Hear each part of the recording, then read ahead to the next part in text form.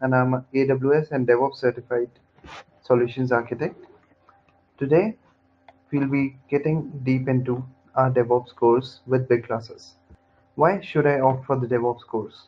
These are some real-time case studies from Global Knowledge Study, which is a research company which has told that DevOps training is rated as the most valued IT certification today. If we check the lines by Forrester, they say that DevOps market is expected to reach $236 billion by 2020 at the end of CAGR of 22%. Also, 80% of global Fortune organizations are expected to adopt DevOps strategies by 2019 end of the year. So that's quite interesting, right? If you see the market trends, these are from famous market research companies, which shows us how the DevOps trend has increased, not only in IT industry, along with telecom, retail, and other industries as well. If you see, the exponential raise of this industry is going very high, and who shouldn't, who wouldn't be a part of it? Who wouldn't want to be a part of it? This exponential raise is going very high, and who wouldn't want to be a part of it? This is the median salary of a DevOps engineer today.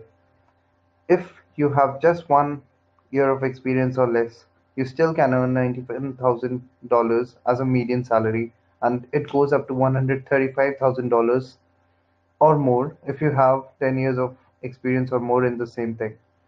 It doesn't mean that you have to work on DevOps since past 10 years.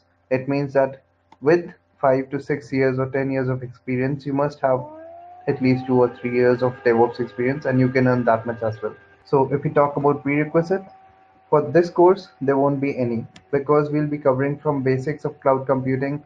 We'll be using platforms such as AWS and Google Cloud, and we'll be telling you how scripting works, how coding works as well. Today, these are some companies which are looking for DevOps engineers, where you can see major firms like Google, Apple, Microsoft, and AWS, etc. This is the DevOps pipeline on which we'll be working on and setting up from scratch as a part of this course. For code and commit, we'll be using Git and GitHub. These are some most famous applications. Then we'll be going to build and config, for which we'll be using Docker, Maven, Puppet, Ansible.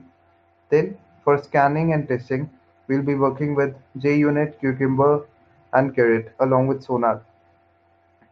Then with release, we'll be working on udeploy and Jenkins. Finally, for deployment, we'll be using AWS, Docker, and OpenShift.